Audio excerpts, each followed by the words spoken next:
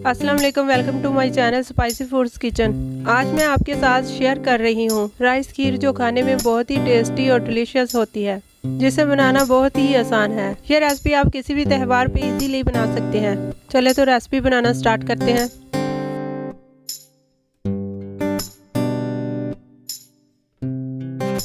सबसे पहले 6 लीटर दूध को बॉयल कर लेते हैं। जब दूध बॉयल होना शुरू हो जाए तो इसमें 2 से 3 अदद छोटी इलायची डाल दें। जब दूध गाढ़ा होना शुरू हो जाए तो 1 पाव बासमती चावल डाल दें। इसको 8 से 10 मिनट के लिए पका लें और बीच बीच में चमचा चलाते जाएं। जब ये गाढ़ी होना शुरू हो जाए तो इसमें 500 ग्राम चीनी ऐड कर लें।